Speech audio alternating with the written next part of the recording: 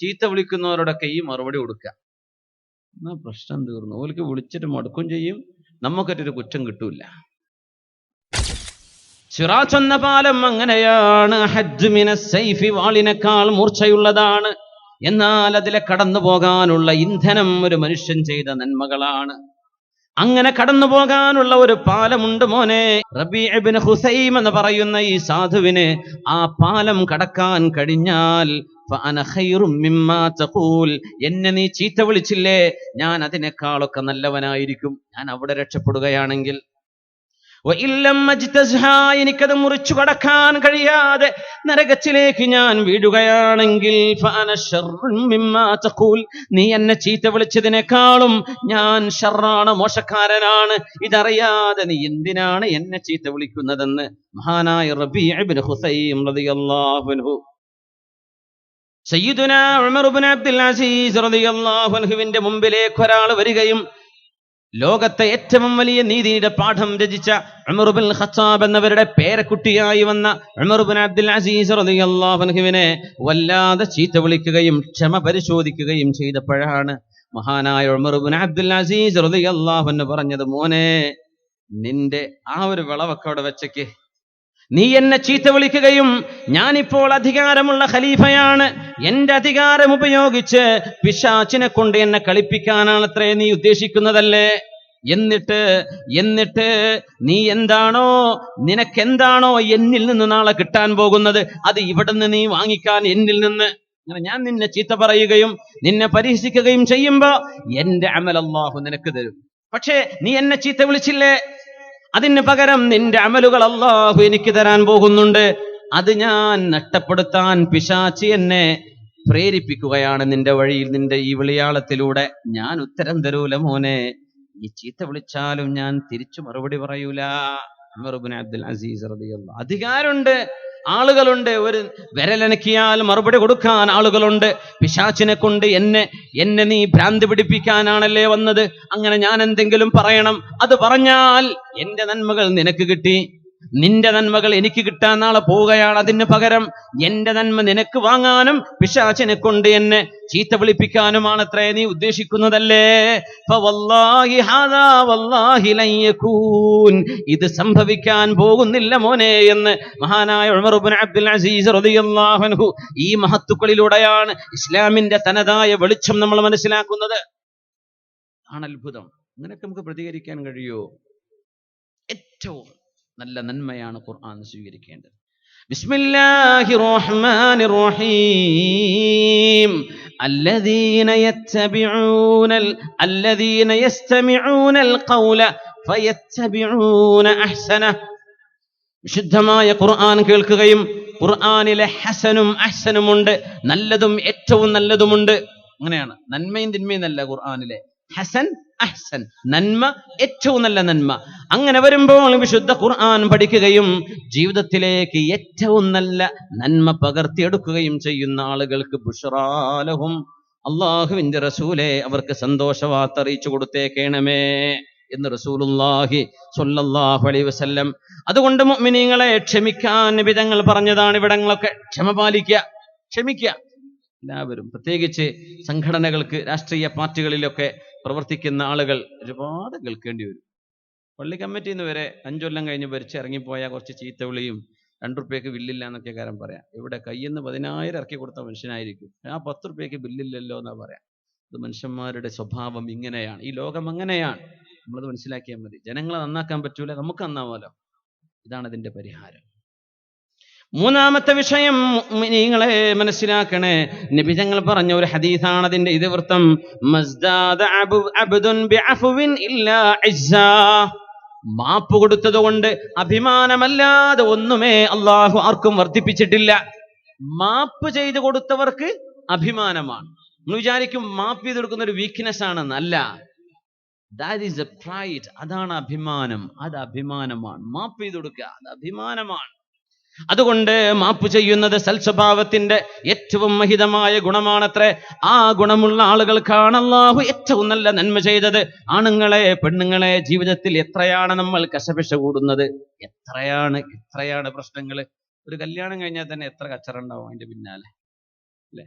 ഒരു കുട്ടിന്റെ മുടിയളിച്ചലാണ്. അവിടെ കൂടി രണ്ടാൾ രണ്ട് വർത്താനം പറഞ്ഞിട്ടുണ്ടാവും. അപ്പോഴേക്കും ആ സദസ്സങ്ങ് അലങ്കോലപ്പെട്ടു അല്ലേ? എത്രയാണ് ഓൾ അത് പറഞ്ഞു, മറ്റോൾ ഇത് പറഞ്ഞു, എന്നെ പറ്റി അങ്ങനെ പറഞ്ഞോ, ആരാണൊക്കെ പറയാൻ എന്നൊക്കെ നമ്മളിങ്ങനെ ആലോചിച്ച് ഇടങ്ങേറായി. ഇതൊക്കെയാണ് ഇബ്ലീസിന് ആവശ്യം.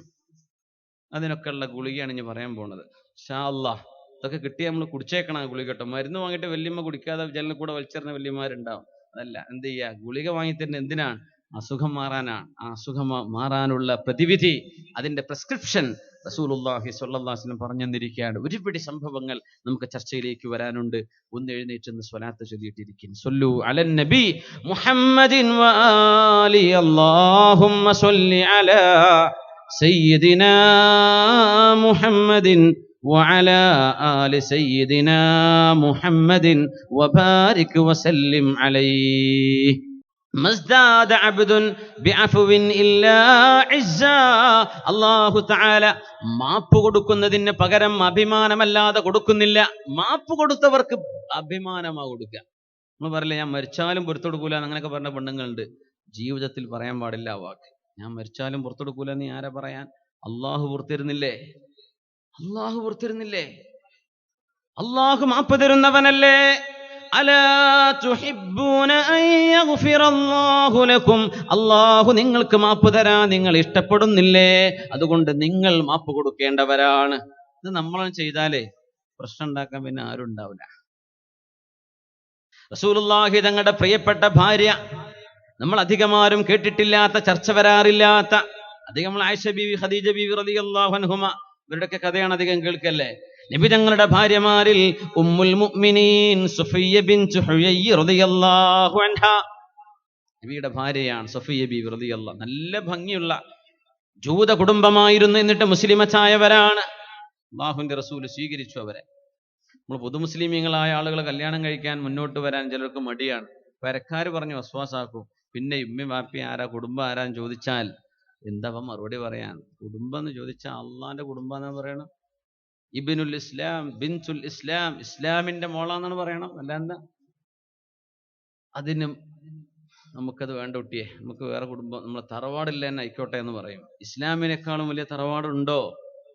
അൽഹംദുലില്ലാഹ്, അങ്ങനെയൊക്കെ ചിന്തിക്കുന്ന നല്ല ചെറുപ്പക്കാരുണ്ട് കേട്ടോ. അവർക്ക് പാര വെക്കുന്നത് സ്വന്തം ഉമ്മി വാപ്പി കുടുംബങ്ങൾ തന്നെയാണ്. അവര് പറയും, എൻ്റെ വലിയ ആവേശമൊക്കെ നിർത്തിക്കള കുട്ടിയെ, ഇതൊന്നും കുറച്ച് കാലം മുമ്പോട്ട് പോയാലേ ഒരു പ്രസവം വരുമ്പോൾ കുറച്ച് ചിലവുണ്ടാവും, എൻ്റെ കയ്യിലുണ്ടോ? അമ്മോശനെ അമ്മായിമ്മ കൊണ്ടുതരണമെങ്കിൽ അവർ വേണ്ടേ? അവർ വേറെ ഏതോ മതക്കാരല്ലേ, അവർ വരുമോ എന്നൊക്കെ പറഞ്ഞ് ദുന്യാവ് പറഞ്ഞ് വസാദാക്കി കളയും അല്ലേ. സഫിയ്യ ബിൻത് ഹുയയ്യ് റളിയല്ലാഹു അൻഹ നബി തങ്ങളിലേക്ക് വന്ന, നബിയുടെ കുടുംബത്തിലേക്ക് വന്ന ജൂത കുടുംബത്തിൽ നിന്ന് മുസ്ലിമായി വന്നവരാണ് സഫിയ്യ ബീവി റളിയല്ലാഹു അൻഹ. അവരെ അന്ന് രാത്രി നബി തങ്ങൾ വീട്ടിലേക്ക് ഉണ്ടാക്കി കൊടുക്കാൻ വേണ്ടി പോയില്ലേ? അവർ രണ്ട് സ്വഹാബിമാർ ആ ഇരുട്ടത്തിൽ നബി തങ്ങൾ ഒരു പെണ്ണിന്റെ കൂടെ പോകുമ്പോ രണ്ട് സ്വഹാബിമാർ എന്ത് ചെയ്തു? വളരെ പെട്ടെന്ന് നടന്നു. ഞങ്ങൾ കണ്ടിട്ടില്ല. നബി തങ്ങൾ അവിടെ നിൽക്കിൻ, ഇന്നഹാ സഫിയ, ഇത് സഫിയ ബീവിയാണ് കേട്ടോ, അതെന്റെ ഭാര്യയാണ്. ഞാൻ അന്യ പെണ്ണിന്റെ കൂടെ പോവാണെന്ന് നിങ്ങൾക്ക് ഇബ്ലീസ് തോന്നിച്ചേക്കും. അതുകൊണ്ട് ഇത് എന്റെ ഭാര്യയാണ് കേട്ടോ. റമളാനിന്റെ ഒരു രാത്രിയിൽ സ്വന്തം ഭാര്യ നബിതങ്ങൾക്ക് പള്ളിയിലേക്ക് ഇഅ്തികാഫിരിക്കുന്ന നബിതങ്ങൾക്ക് ഭക്ഷണം കൊണ്ടുവരുന്നു. ആ ഭാര്യയെ വീട്ടിലേക്ക് കൊണ്ടാക്കാൻ നബി പോകുമ്പോഴാ രണ്ടാളുകൾ ഇങ്ങനെ നടക്കുന്നത്. ചെറിയ നിലാവിളിച്ചുണ്ട്. നബിയെ കണ്ടപ്പോൾ അവർ ഉടനെ പെട്ടെന്ന് ഞങ്ങൾ കണ്ടിട്ടില്ല, അവിടെ നിൽക്കുന്നു പറഞ്ഞു നബിതങ്ങൾ സ്വല്ലല്ലാഹു അലൈഹി വസല്ലം. അപ്പൊ അവര് ചോദിച്ചു, പൊന്നാര നബിയെ, ഞങ്ങൾ അങ്ങയെപ്പറ്റി മോശപ്പെട്ടത് വിചാരിച്ചു എന്നങ്ങേക്ക് തോന്നിയോ നബിയെ? അല്ലല്ലല്ല, ഇബ്ലീസ് ഭയങ്കര സ്മാർട്ടാണ്. നിങ്ങളുടെ ശരീരത്തിലൂടെ അവൻ കയറി വന്ന് പൊന്നാര നബിക്കുണ്ടല്ലേ അന്യ പെണ്ണുങ്ങളെ, അത് നിങ്ങളെ കൊണ്ട് തോന്നിപ്പിക്കും. അത് പേടിച്ചുകൊണ്ടാണ് ഞാൻ തിരുത്തി തരുന്നതെന്ന് റസൂലുള്ളാഹി സ്വല്ലല്ലാഹു അലൈഹി വസല്ലം. ആ മഹദിയാണ് സഫിയ ബിൻത് ഹുയയ്യ് റളിയല്ലാഹു അൻഹ. ഹബീബിന്റെ വഫാത്തിന് ശേഷം ഉമർ റളിയല്ലാഹു അൻഹുവിന്റെ ഭരണകാലത്തോളം അതിനപ്പുറത്തേക്കും ജീവിച്ച മഹദിയാണ്. അപ്പൊ സഫിയ ബീവിയുടെ വീട്ടിലൊരു വേലക്കാരിയുണ്ട്. ഇപ്പത്തേക്ക് ഇങ്ങനെ ഫിത്ന ഉണ്ടാക്കലാണ് ജോലി. ഈ വീട്ടത്തത് ആ വീട്ടിൽ, ആ വീട്ടത്തത്. ഈ പ്രസവത്തിന് നിൽക്കാൻ പോണ പെണ്ണുങ്ങളൊക്കെ അള്ളാനെ പേടിച്ചോളി പെണ്ണുങ്ങളെ. നിങ്ങൾ എല്ലാ കഥയും മനസ്സിലാക്കിയിട്ട് അടുത്ത വീട്ടിൽ പോയി പറഞ്ഞു കൊടുക്കും. അവിടുത്തത് ഇവിടെ പറഞ്ഞു കൊടുക്കും. നാട്ടിൽ അറിയാത്ത കഥ നിങ്ങളെടുത്തുണ്ടാവില്ല. നാവ് സൂക്ഷിക്കുക. ഓരോ വീടിന്റെ ചുമരുകൾ രഹസ്യമാണ്. അത് പുറത്ത് നാട്ടുകാരോട് പറയാൻ പാടില്ല. അതിനാണ് ബൈത്ത് എന്ന് പറയുന്നത്, വീടാണ്. അതിൽ ഒരു മനുഷ്യന്റെ പ്രൈവസിയാണ്. ഈ കഥ അവിടെ, അവിടുത്തെ കഥ ഇവിടെ, ഇവിടെ നാട്ടിലാകെ ഇവിടുന്നേ ഈ കഥ കിട്ടിയത്. അത് മറ്റോള് പറഞ്ഞു, എപ്പോ എന്റെ കുട്ടിന്റെ പ്രസവത്തിൽ നിൽക്കാൻ വന്നില്ലേ ഓള്. അങ്ങനത്തെ ഓളുമാരൊക്കെ അള്ളാനെ പേടിച്ചോളി. നിങ്ങൾ ഈ കഥ പറഞ്ഞു നടക്കണ്ട നാട്ടിലൂടെ. സഫിയ്യ റളിയല്ലാഹു അൻഹയുടെ മൗലാത്ത്, സഫിയ്യ റളിയല്ലാഹു അൻഹയുടെ മൗലാത്ത് പറയുമ്പോ കുറെ പറയാണ്ട്. എത്രയാ കൂലിന്ന്? 50,000 അപ്പൊ ഒരു പ്രസവം കഴിയാന് അല്ലേ? ചില പെൺകുട്ടികളൊക്കെ പറയും, എന്തിനായി മെഡിസിനൊക്കെ പഠിച്ച് ഇടങ്ങാറായി ലക്ഷങ്ങൾ കെട്ടിവെച്ച് ഈ പണിക്ക് കുപ്പായം മാറ്റി വേറെ നാട്ടിൽ കൂടെ നടന്നാൽ പോരെ എന്ന് വരെ ആലോചിക്കാൻ തുടങ്ങിയിട്ടുണ്ട്. കുഴപ്പമില്ല, നിങ്ങൾക്ക് ഹദിയയായിട്ട് തരികയാണ്, അൽഹംദുലില്ലാ, സ്വീകരിച്ചോളി. അതിന് പണിയെടുക്കണം. നിങ്ങൾക്ക് വരണമെങ്കിൽ ആദ്യം ഫ്രിഡ്ജ് അവിടെ വാങ്ങി വെക്കണം, വാഷിംഗ് മെഷീൻ വാങ്ങി വെക്കണം. നിങ്ങൾക്ക് ഹിദ്മത്തിന് വേറെ ആൾ നിൽക്കും വേണം, ഒരൊറ്റ പണി ചെയ്യൂല. ഈ ലോകത്തുള്ള ഏർപ്പാടിനൊന്നും ഈ പൈസകൾ വാങ്ങണ്ട, അത് നിങ്ങൾക്ക് ഹറാമാണ്. എന്തേന്നറിയോ? നിങ്ങൾ പണിയെടുക്കണില്ലല്ലോ. വലിയ VIP ആയിട്ട് അവിടെ നിൽക്കുക അല്ലേ? ഇന്ന് മെമ്പേഴ്സാണ് വലിച്ചെറിയാണ്. ഒരു തുണിക്കഷ്ണം പോലും കഴുകേണ്ട പണിയില്ല അല്ലേ?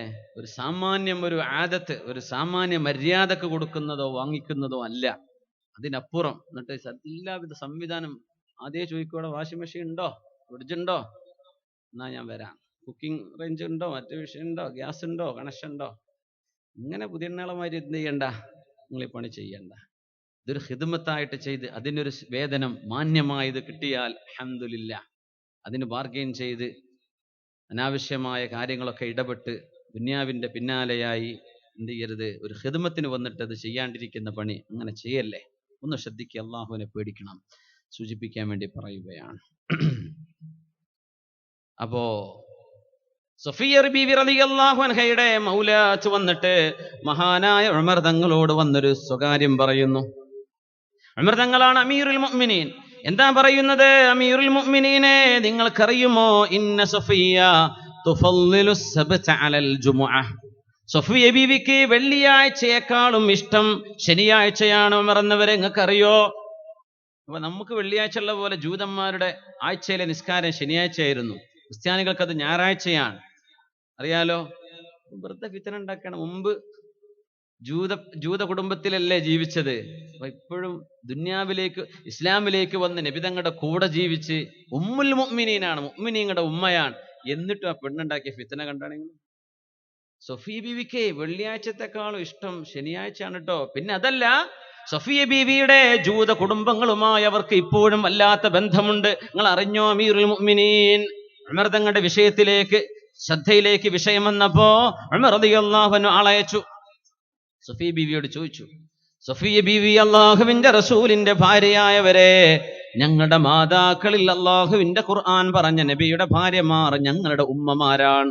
ഉമ്മുൽ മുഅ്മിനീൻ സഫിയ്യ ബീവി, ഈ പറഞ്ഞത് ശരിയാണോ? ഈ പറഞ്ഞത് ശരിയാണോ? വല്ലാഹി മാ ഉഹിബ്ബു സബ്ത ബഅദമാ അബ്ദലനി അല്ലാഹു ഖൈറൻ മിൻഹു ബിൽ ജുമുഅ. വെള്ളിയാഴ്ച ദിവസം എന്ന പുണ്യമായൊരു ദിവസം ഇസ്ലാമിൽ അള്ളാഹു തന്നതിന്റെ ശേഷം എന്റെ പഴയ മതമായ ആ ഒരു ശനിയാഴ്ച ദിവസത്തിന് വെള്ളിയാഴ്ചക്കാളും പുണ്യം ഞാൻ കൊടുത്തിട്ടില്ല. പിന്നെ ഞാൻ ജൂത കുടുംബമായി ബന്ധമുണ്ട്. കാരണം എന്റെ വാപ്പ ജൂതനാണ്, എന്റെ ഉമ്മ ജൂത കുടുംബത്തിലാണ്, എന്റെ പെങ്ങള് ജൂത കുടുംബത്തിലാണ്, എന്റെ ആങ്ങള ജൂത കുടുംബത്തിലാണ്. അതുകൊണ്ട് ഇന്നലീ ഫീഹിം റഹിമാ, എനിക്കവരോട് കുടുംബ ബന്ധമുണ്ടല്ലോ. ഒരാൾ മുസ്ലിമായി എന്ന് വിചാരിക്കുക, സ്വന്തം അച്ഛനും അമ്മയും ഉണ്ട്, അവരോട് നല്ല ബന്ധത്തിൽ ജീവിക്കണമെന്ന ഇസ്ലാം പറയാം. അവരെ നല്ലോണം നോക്കണം. നിങ്ങളുടെ അമ്മയാ, നിങ്ങളുടെ അച്ഛനാണ്, നിങ്ങളുടെ ഉപ്പയാണ്, ഉമ്മയാണ് എന്ന രീതിയിൽ തന്നെ നിങ്ങൾ കണക്കാക്കണം. ഒരു ഉപദ്രവം ചെയ്യരുതെന്ന് മാത്രമല്ല, എല്ലാ ഉപകാരം ചെയ്തു കൊടുക്കണം. പക്ഷെ അമ്മ പറയണം, മോനെ നീ ഇസ്ലാമിലേക്ക് പോയത് എനിക്കിഷ്ടായില്ല, നീ ഇങ്ങോട്ട് തിരിച്ചു വാ. ആ വാക്ക് മാത്രം കേൾക്കരുത്, ബാക്കി എല്ലാ ഉപകാരം ചെയ്തു കൊടുക്കണം എന്നാണ്. അതാണ് ശറഅ് പറയാ, ഇസ്ലാം പറയാ.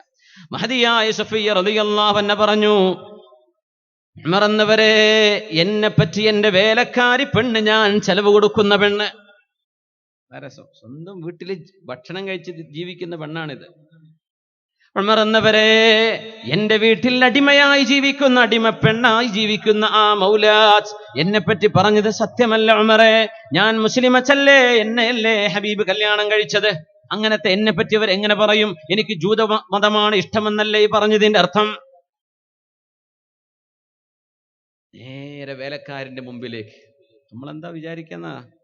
ഇനി എന്തായിരിക്കും ചെയ്യാൻ പോവുക? നമ്മളാണെങ്കിൽ എന്തായിരിക്കും ഇവിടെ ചെയ്യുക? എന്ത് ചെയ്യും? നിങ്ങൾ മനസ്സിലിങ്ങനെ പ്ലാൻ ഇല്ലേ? കൈ അങ്ങനെ ധരിക്കണില്ലേ? ഇനി സഫിയ ബീവി എന്ത് ചെയ്തു എന്ന് കേൾക്കുക. സഫിയ റളിയല്ലാഹു അൻഹ തന്റെ മൗലാത്തിന്റെ മുമ്പിലേക്ക് വന്നുകൊണ്ട് പറഞ്ഞു, യാ ബുനയ്യതി, എന്റെ പൊന്നുമോളെ, എന്റെ ചെറിയ പെണ്ണേ, എന്റെ കൊച്ചു സഹോദരി, യാ ബുനയ്യതി, എന്റെ കുഞ്ഞുമകളെ. നമ്മൾ എന്തായിരിക്കും വിളിക്കാന്ന് ആലോചിക്കുക ഈ നേരത്തെ. സഫിയ ബീവി എന്താ വിളിച്ചത്?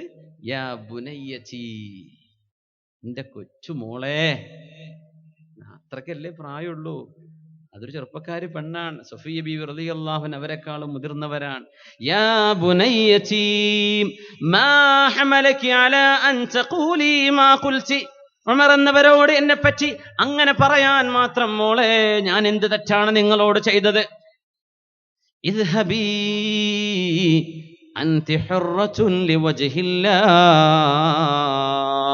മോളെ നിങ്ങൾ അടിമപ്പെണ്ണല്ലേ. ഒരടിമപ്പെണ്ണിന് ആഗ്രഹം സ്വാതന്ത്ര്യമല്ലേ? ഞാൻ സ്വാതന്ത്ര്യം തരാതെ നിങ്ങൾക്കത് ലഭിക്കില്ലല്ലോ. അതുകൊണ്ട് മോളെ, അൻതി ഹുറത്തുൻ ലിവജ്ഹില്ലാഹ്, നിങ്ങൾക്ക് എന്നേക്കും സന്തോഷമാവാൻ നിങ്ങളെ അടിമത്തത്തിൽ നിന്ന് ഞാൻ മോചിപ്പിക്കുകയാണ്. ലിവജ്ഹില്ലാഹ്, നിങ്ങളോട് വെറുപ്പുണ്ടായിട്ടല്ല, അള്ളാഹു എനിക്ക് കൂലി തരാൻ വേണ്ടി നിങ്ങൾക്ക് ഞാൻ സ്വാതന്ത്ര്യം തന്നു. ഉപകാരം ചെയ്താൽ എങ്ങനെ ചെയ്തു കൊടുക്കല്ല അവര്? ഉപദ്രവം ചെയ്തിട്ട് സ്വാതന്ത്ര്യം കൊടുത്തു. അതാണ് ഉമ്മുൽ മുഅ്മിനീൻ സഫിയ്യ ബിൻത് ഹുയയ്യ റളിയല്ലാഹു അൻഹ. ഈ സ്വഭാവമാണ് ഹബീബിൽ നിന്ന് അവർ പഠിച്ചെടുത്തത്. കാരണം അവരുടെ ഭർത്താവിനെ കുറിച്ചല്ലയോ ഖുർആൻ പറഞ്ഞത്, വഇന്നക ലഅലാ ഖുലുഖിൻ അദീം. എന്തൊരു സ്വഭാവമാ ഹബീബേ നിങ്ങളുടേത്. ലഅലാ ഖുലുഖിൻ അദീം, അമേസിംഗ്. ഇതിനേക്കാളും അത്ഭുതമുള്ള ഒരു സ്വഭാവമുണ്ടോ നബിയെ? അതിൽ നിന്നല്ലേ അവർ പഠിച്ചത്. അതാണ് സഫിയ്യ ബീവി റളിയല്ലാഹു അൻഹ കാണിച്ചത്. മാപ്പ് ചെയ്തു കൊടുത്തു എന്നല്ലേ? മാപ്പെന്ന് മാത്രമാണോ? കയ്യിലൊരു കെട്ട് പൈസ കൊടുക്കുന്നതിന് തുല്യാണത്. കാരണം അടിമമോചനത്തിന് ഉടമസ്ഥന്മാർ കണ്ടീഷൻ വെക്കും, പൈസ വേണമെന്ന്. നീ ഫ്രീ ആയിട്ട് പൊയ്ക്കോ മോളെ, നിന്നെ ഞാൻ സ്വതന്ത്രയാക്കി, നീ അങ്ങ് ശരിക്ക് ആസ്വദിച്ച് ജീവിക്ക്. സഫിയ്യ റളിയല്ലാഹു അൻഹ ഉപദ്രവം ചെയ്തതിന്, ഫിത്ന പറഞ്ഞുണ്ടാക്കിയതിന് ഉമ്മമാരെ ആലോചിക്കണമേ. നമ്മുടെ മാതൃകയാണ് സഫിയ്യ റളിയല്ലാഹു അൻഹ. ഉപ്പമാരെ, സഹോദരന്മാരെ ആലോചിക്കണമേ. നമ്മുടെ മാതൃകയല്ലയോ ഹബീബിന്റെ കുടുംബം സല്ലല്ലാഹു അലൈഹി വസല്ലം? ഈ സ്വഭാവമാണ് നാളെ മഹ്ശറിലേക്ക് വരുമ്പോ, തുലാസ് തൂക്കി നോക്കുമ്പോൾ ഏറ്റവും കൂടുതൽ കനം തൂങ്ങുന്നത് അള്ളാഹുവിനോടുള്ള തഖ്വ കഴിഞ്ഞാൽ പിന്നെ ഹുസ്നുൽ ഖുലുഖി, സൽ സ്വഭാവമാണെന്ന് ഹബീബിനാ റസൂലുള്ളാഹി സ്വല്ലല്ലാഹു അലൈഹി വസല്ലം. ഇനി അതാ കിടക്കുന്നു അബ്ദുല്ലാഹി ഇബ്നു ഔൻ റളിയല്ലാഹു അൻഹുവിന്റെ അനുഭവം. കാന ലഹു ജമലുൻ, നല്ല ഒരു ഒട്ടകമുണ്ടായിരുന്നു അബ്ദുല്ലാഹി ഇബ്നു ഔൻ എന്നവർക്ക്. താബിഈയാണ്. നല്ല ഒരു ഒട്ടകം, നല്ലൊരു വാഹനം ഉണ്ടെന്നൊക്കെ പറഞ്ഞ എന്തായിരിക്കും? നല്ല തോത്തി തുടച്ച് മിനിച്ച് നന്നാക്കി കൊണ്ട് എപ്പോഴും നല്ല ക്ലീൻ ആക്കി കൊണ്ട് നടക്കുന്ന ഒരു വാഹനം. ഉദാഹരണം പറയാം. കാന ലഹു ജമലുൻ യുഹ്മലു അലൈഹി, ബഹുമാനപ്പെട്ടവർ യാത്ര ചെയ്യുന്ന, വയഹജ്ജു അലൈഹി, ഹജ്ജിന് പോകുന്ന ഒരു ഒട്ടകം. വകാന ബിഹി മുഅജബ, ആ ഒട്ടകം വല്ലാത്ത ഇഷ്ടമായിരുന്നു അവർക്ക്, അഭിമാനായിരുന്നു. വകാന ബിഹി മുഅജബ, വല്ലാത്ത ഇഷ്ടമായിരുന്നു അങ്ങനത്തെ ഒരു ഒട്ടകം. ഇത് കണ്ടപ്പോ ഒരാൾക്ക് ദേഷ്യം വന്നു. നല്ല വൃത്തിയുള്ള വണ്ടി ഉണ്ടാണ്ടല്ലോ കല്ലെടുത്തിട്ട് 4 വര വരക്കണത്. അതിങ്ങനെ ഓർമ്മ വരികയാണ്. ഒരാൾ വന്നിട്ട് ആ ഒട്ടകത്തിന്റെ മുഖത്തടിച്ചിട്ട് അതിന്റെ കണ്ണങ്ങ് താഴെ വിടും. കണ്ണങ്ങ് പൊട്ടിയിട്ട് കണ്ണിൽ നിന്ന് ചോര വരുന്നു. ആ ഒട്ടകത്തിന്റെ കണ്ണ് പൊട്ടി. നല്ലൊരു വാഹനം അതിന്റെ ഗ്ലാസ് പൊട്ടിച്ച എന്തായിരിക്കും അവസ്ഥ? ഓട്ടോറിക്ഷക്കാരൊക്കെ ചെയ്യും. ഓലെ സ്റ്റാൻഡിൽ കൊണ്ടുപോയിട്ട് 1 മിനിറ്റ് നിർത്തിയാൽ മതി, ടയർ പഞ്ചറാക്കും, അല്ലെങ്കിൽ 4 വര വരച്ചു പോകും. ചെയ്യാറില്ലേ? ഇവിടെ ഒന്നുമില്ല? ചെയ്യുന്നുണ്ട്. നമുക്ക് അത്ര വലിയ ടോളറൻസ് ഒന്നുമില്ല. വണ്ടൂർ അങ്ങാടി ടൗണിൽ ഒരു ഡോക്ടറെ കാണാൻ വേണ്ടി ഞാൻ പോയിരുന്നു. ഒരു സ്കിൻ ഡോക്ടർ ഉണ്ട്. അപ്പോൾ താഴെ വണ്ടി നിർത്തി. എനിക്കറിയില്ല ഇത് ഏതാണ്, എവിടെ, ആരെ പാർക്കിങ്ങാ. അവിടെ നിർത്തിയൊരു കുട്ടീനെ ഡോക്ടറെ കാണിക്കാൻ വേണ്ടി കഴിഞ്ഞ് ഒരു അരമണിക്കൂർ കഴിഞ്ഞ് വന്നപ്പോണ്ട് എന്തോ കാടിവെള്ളം എടുത്തിട്ട് വണ്ടിന്റെ മുകളിൽ ഒഴിച്ചിട്ടുണ്ട്. തൊട്ടടുത്തുള്ള റെസ്റ്റോറൻറ്റ് ആരോ ആയിരിക്കും. അൽഹംദുലില്ലാ എന്ന് പറഞ്ഞു പോകുന്നു. അല്ലാതെ എന്താ പറയാ. ഒരല്പനേരം നിർത്തുമ്പോഴേക്ക് ഞങ്ങളെ കച്ചവടം മുടങ്ങുമല്ലോ എന്നൊക്കെ പോലെ ചിന്തിക്കണത്. അള്ള കണക്കാക്കിയ റിസ്ക് ആര് വന്ന് തടഞ്ഞാൽ നിൽക്കുവോ? നിൽക്കൂലല്ലോ. ഉപദ്രവം ചെയ്യാൻ. സുബ്ഹാനല്ലാഹ്. ഈ സ്വഭാവങ്ങൾ ഒഴിവായി കിട്ടിയാൽ തന്നെ നാളെ കഴിച്ചിലായി പോകും. അള്ളാഹു നമ്മളെ രക്ഷപ്പെടുത്തി തരട്ടെ. മഹാനായ അബ്ദുല്ലാഹി ഇബ്നു ഔൻ റളിയല്ലാഹു അൻഹുവിന്റെ ഏറ്റവും ഇഷ്ടമായിരുന്നൊരു ഒട്ടകം, നല്ലൊരൊട്ടകം, നല്ല ഇഷ്ടം. കാന ബിഹി മുഅ്ജബ, നല്ല അഭിമാനം പറയും, കണ്ടില്ലേ എന്റെ ഒട്ടകം, അതിന്റെ ഉഷാറ് കണ്ടില്ലേ എന്നൊക്കെ പറഞ്ഞ ഒട്ടകത്തെയാണ് കണ്ണുപൊട്ടിച്ചത്. സുബ്ഹാനല്ലാഹ്. അതും ചെയ്തത് മറ്റാരുമല്ല, സ്വന്തം ചെലവിൽ കഴിയുന്ന, തന്റെ കീഴിൽ ജോലി ചെയ്യുന്ന മൗല, ഒരടിമയാണ്. മഹാനായ അബ്ദുല്ലാഹി ഇബ്നു ഔൻ എന്നവരുടെ ഒട്ടകത്തിന്റെ കണ്ണു പൊട്ടിച്ചപ്പോ ആളുകളൊക്കെ പറഞ്ഞു, അബ്ദുല്ലാഹി ഇബ്നു ഔന് എന്തെങ്കിലും പ്രതികാരം ചെയ്യുകയാണെങ്കിൽ അത് ഇന്ന് ചെയ്യും. അത്രയ്ക്ക് ഇഷ്ടമുള്ളൊരു സാധനമാണ് ഇവിടെ കേടുവരുത്തിയിട്ടുള്ളത്. എല്ലാവരും പ്രതീക്ഷിച്ചു എന്താണ് ചെയ്യാൻ പോവാന്ന്. മഹാനവറുകൾ മറ്റൊന്നുമല്ല ചെയ്തത്, തന്റെ വാഹനം കേടുവരുത്തിയ ഒട്ടകത്തെ ഉപദ്രവിച്ച ആളിന്റെ, തന്റെ അടിമയുടെ മുമ്പിലേക്ക് വന്ന് ചോദിക്കുന്നു, യാ ബുനയ്യ, എന്റെ കുഞ്ഞുമോനെ, അലാ ഗൈറൽ വജ്ഹി യർഹമുകല്ലാഹ്, അല്ലാഹു നിനക്ക് റഹ്മത്ത് ചെയ്യട്ടെ മോനെ, ആ കണ്ണല്ലാതെ മറ്റെവിടെയെങ്കിലും നിനക്ക് അടിച്ചുകൂടായിരുന്നോ? അൻത ഹുർറുൻ ലിവജ്ഹില്ലാഹ്, മോനെ അല്ലാഹുവിന്റെ പ്രീതി കാംക്ഷിച്ചുകൊണ്ട് നിന്നെ ഞാൻ സ്വതന്ത്രനാക്കിയിരിക്കുന്നു. യാ സലാം, സ്വാതന്ത്ര്യം കിട്ടി ഉപദ്രവം ചെയ്തപ്പോ. ഇതാണ് ഇസ്ലാമിന്റെ സ്വഭാവം. ഇത് നമുക്ക് ചെയ്യാൻ കഴിയോ ഇല്ലേ എന്നാണ് ആലോചിക്കുക. നാട്ടുകാർ ചെയ്യുന്നുണ്ടോ എന്ന് നിങ്ങൾ നോക്ക്, നിങ്ങളെ കൊണ്ട് ചെയ്യാൻ പറ്റുമോ? അള്ളാഹു നമുക്ക് ഈ സൽഗുണങ്ങൾ തരട്ടെ. ഇത് നാളെ വലിയ അമല് തൂങ്ങുന്ന, കനം തൂങ്ങുന്ന അമലാണ്. അതുകൊണ്ടാണ് സയ്യിദുനാ അൽ-അഹ്നഫ് ഇബ്നു ഖൈസ് റളിയല്ലാഹു അൻഹു, അല്ലാഹുവിന്റെ റസൂലിന്റെ സ്വഹാബി ഉമർ റളിയല്ലാഹു അൻഹുവാണ് സയ്യിദു അഹ്ലിൽ മശ്രിഖ് എന്ന് പറഞ്ഞത്. മഹാനായ അഹ്നഫ് ഇബ്നു ഖൈസ് എന്നവരെ എന്ന് പറഞ്ഞാൽ നേരത്തെ പറഞ്ഞ റബീ ഇബ്നു ഖുസൈം എന്നവരുടെ ഉസ്താദ്. റബീ ഇബ്നു ഖുസൈം എന്നവരല്ല സയ്യിദു അഹ്ലിൽ മശ്രിഖ്. ആരാണ്? അഹ്നഫ് ഇബ്നു ഖൈസ് റളിയല്ലാഹു അൻഹുവാണ്. മഹാനായ ഉമർ തങ്ങൾ പറയും, സയ്യിദു അഹ്ലിൽ മശ്രിഖ്, ഈസ്റ്റേൺ രാജ്യക്കാരുടെ, പൗരസ്ത്യ രാജ്യക്കാരുടെ മുഴുവൻ നേതാവെന്ന് പറഞ്ഞ മഹാനായ റബീ ഇബ്നു ഖുസൈം എന്നവരുടെ ഗുരുനാഥൻ അഹ്നഫ് ഇബ്നു ഖൈസ് റളിയല്ലാഹു അൻഹു, മഹാനവറുകളുടെ മുമ്പിൽ ഒരാൾ വന്നിട്ട് ചോദിച്ചു, അല്ലിംനിൽ ഹിൽമ, എങ്ങനെയാണ് ഈ ക്ഷമിക്കുന്നത്? എനിക്കത് അറിയണില്ലല്ലോ, ക്ഷമ എനിക്ക് പഠിപ്പിച്ചു തരൂ എന്ന് പറഞ്ഞപ്പോ, അൻ തസ്ബിറ അല ദുല്ലി യാ ബുനയ്യ, മോനെ നിന്നെ ഇകഴ്ത്തി പറയുമ്പോഴേ, നിന്നെ താഴ്ത്തിക്കെട്ടി പറയുമ്പോഴേ അത് സഹിക്കലാണ് ക്ഷമ. നിന്നെ താഴ്ത്തിക്കെട്ടി പറയുമ്പോ നിന്റെ വീട്ടുകാരോ, ഭാര്യ വീട്ടുകാരോ, കൂട്ടുകാരോ, അയൽപക്കക്കാരോ, നിങ്ങൾ സ്നേഹിക്കുന്നവരോ താഴ്ത്തിക്കെട്ടി ഓനൊന്നിനും പോരാത്തവനാന്ന് പറഞ്ഞാൽ അതൊരു വലിയ ചീത്തവിളിയാണ്. ഒരു വിഷമം തോന്നും. നീ അത് ക്ഷമിക്കുമോനെ, അതാണ് ക്ഷമ എന്ന് പഠിപ്പിച്ചു കൊടുത്ത അഹ്നഫ് ഇബ്നു ഖൈസ് റളിയല്ലാഹു അൻഹു ഒരാൾ വന്ന് മഹാനവറുകളെ ചീത്ത വിളിക്കുന്നു, രണ്ടാമതും ചീത്ത വിളിക്കുന്നു, മൂന്നാമതും ചീത്ത വിളിക്കുന്നു, ഒന്നും പറയുന്നില്ല. ആളങ്ങനെ ചീത്ത വിളിച്ചു. അവസാനം ചീത്ത വിളിച്ച ആളങ്ങ് കരയാൻ തുടങ്ങി. എന്തേന്ന് ചോദിച്ചു.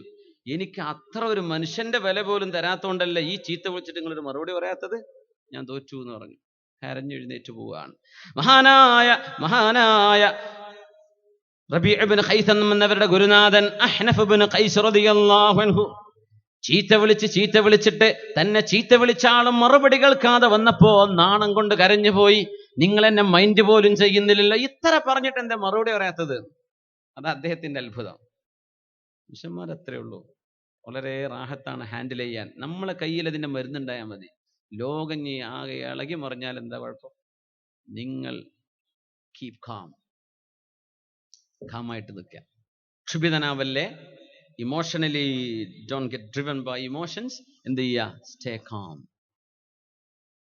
ശാന്തമായിട്ട് നിൽക്കുക. അഹ്നഫ് ഇബ്നു ഖൈസ് റളിയല്ലാഹു അൻഹുവിനോട് ചോദിച്ചു, നിങ്ങൾ എവിടെ നിന്നാണ് ഇതൊക്കെ പഠിച്ചെടുത്തത്? മഹാനവറുകൾ പറഞ്ഞു, മിൻ ഖൈസ് ഇബ്നു ആസിം അൽ മിൻഖരി റളിയല്ലാഹു അൻഹു എന്ന ഹബീബിന്റെ സ്വഹാബിയിൽ നിന്നാണ്, ഖൈസ് ഇബ്നു ആസിമിൽ നിന്നാണ്. ഖാല ഫീഹി, അല്ലാഹുവിന്റെ റസൂലല്ലയോ അവരെ പറ്റി പറഞ്ഞത്, ഹാദാ സയ്യിദു അഹ്ലിൽ വബർ, ഗ്രാമക്കാരുടെ മുഴുവനും നേതാവാണ് എന്ന് നബി തങ്ങൾ പറഞ്ഞ ഖൈസ് ഇബ്നു ആസിമിൽ നിന്നാണ് ഞാനിത് പഠിച്ചത് എന്ന് അഹ്നഫ് ഇബ്നു ഖൈസ് റളിയല്ലാഹു അൻഹു. എന്താണെന്നറിയോ? ഖൈസ് ഇബ്നു ആസിം എന്നവരുടെ അത്ഭുതം സ്വഹാബിയാണ്. ബഹുമാനപ്പെട്ടവർ തന്റെ മുലകുടി പ്രായമുള്ള കുഞ്ഞിനെ മടിയിൽ പിടിച്ച് കളിപ്പിച്ചുകൊണ്ടിരിക്കുകയാണ്. ചെറിയ മക്കൾ നല്ല രസമല്ലേ? ചെറിയ കുട്ടികൾ, പ്രത്യേകിച്ച് പല്ലൊക്കെ മുളക്കുന്ന അതിന്റെ മുമ്പുള്ള ആ ഒരു ചെറിയ വർത്താനൊക്കെ പറഞ്ഞ് തുടങ്ങുന്ന, എഴഞ്ഞു നടക്കാൻ പഠിച്ചു വരുന്ന ആ ഒരു വല്ലാത്ത രസമുള്ള ഒരു സമയം. അള്ളാഹു നമ്മുടെ കൂട്ടത്തിൽ മക്കളില്ലാതെ വിഷമിക്കുന്ന, എന്നാൽ മക്കളുണ്ടാകണമെന്ന് കൊതിക്കുന്ന ദമ്പതിമാർക്ക് കൺകുളിർമയുള്ള മക്കളെ ഈ സദസ്സിന്റെ പുണ്യം കൊണ്ട് അള്ളാഹു നൽകി അനുഗ്രഹിക്കട്ടെ. അള്ളാഹു നൽകി അനുഗ്രഹിക്കട്ടെ. അള്ളാഹു അവരുടെ വിഷമം അവർക്കേ അറിയുള്ളൂ. പെണ്ണുങ്ങൾ ഇങ്ങനെ ചോദിക്കുവേ, എന്തടി കുട്ടിയായിട്ടില്ലേ, ഇത്ര കൊല്ലേ കല്യാണം കഴിഞ്ഞിട്ട്, പിന്നെ ഈ കുട്ടികൾ കല്യാണത്തിനും പോകില്ല, ഒരു സ്ഥലത്തേക്ക് പോകില്ല. ഈ ചോദ്യം കൊണ്ട് ചോദിക്കണ നേരം 4-5 കുട്ടികളൊക്കെ തട്ടി നടക്കണ പെണ്ണുകൾ വിചാരിക്കുന്ന ഓളെ കഴിവാണത്. അള്ളാഹു കൊടുക്കുന്ന റിസ്കല്ലേ. അള്ളാഹു തടഞ്ഞു വെച്ചവർക്ക് ആർക്കാ കൊടുക്കാൻ പറ്റുക? അള്ളാഹു അല്ലേ ഇത് റിസ്ക് ചെയ്യുന്നവൻ. എന്നിട്ട് കളിയാക്കും. മാപ്പിള എവിടെയാ? ഗൾഫിൽ. ഇതുവരെ പോയിട്ടില്ലേ? പോവാൻ ഉദ്ദേശമുണ്ട്. 4 മാസം നിന്ന് വരുമ്പോ ഉണ്ടോ? ഇപ്പോഴില്ലേ? ആ പെണ്ണിന്റെ കഥ കഴിഞ്ഞു. എന്തിനാ പെണ്ണുങ്ങൾ നിങ്ങൾ ഈ ചോദിക്കാൻ നിൽക്കേണ്ടത്? ഒന്ന് സമാധാനിപ്പിച്ചു കൊടുക്കിൻ. സഹോദരി ക്ഷമിക്കിൻ. അള്ളാഹു തരാൻ നേരം വെച്ച അള്ളാന്റെ ഖലാ എത്തിയാൽ അത് കിട്ടും. നിങ്ങൾക്ക് കൺകുളിർമുള്ള കുഞ്ഞിനെ അള്ളാഹ് തരട്ടെ. ഇതൊക്കെ പറഞ്ഞാൽ എന്ത് സന്തോഷമായിരിക്കും. അതിന് പകരം കുത്തുവാക്കന്നെ പറയുള്ളൂ. അങ്ങനെയൊന്നും ആവല്യം പെണ്ണുങ്ങളെ ദയവ് ചെയ്ത്. ഒരാൾക്ക് വേദന കൊടുക്കുന്നതിന് പകരം സന്തോഷം കൊടുത്തൂടെ? രണ്ടിനും ഈ നാവിനുള്ള ചെലവല്ലേ ഉള്ളൂ. ഒന്ന് ചെയ്താൽ തിന്മയാണ്, മറ്റേത് ചെയ്താൽ നന്മയാണ്. അഹബ്ബുൽ ഇബാദി ഇലല്ലാഹ് അഹബ്ബുൽ അഅമാലി ഇലല്ലാഹ്. അല്ലാഹുവിന് ഏറ്റവും ഇഷ്ടമുള്ള കർമ്മം എന്താണെന്ന് നബി തങ്ങൾ പഠിപ്പിച്ചത് ഇദ്ഖാലുസ് സുറൂർ, സന്തോഷം കൊടുക്കലാണ്. ഒരു മനുഷ്യന് സന്തോഷം കൊടുക്കലാണത്രേ അല്ലാഹുവിന് ഇഷ്ടമുള്ള ഏറ്റവും വലിയ അമൽ. എന്തിനാ നമ്മൾ ഈ കുത്തുവാക്ക് പറയണത്?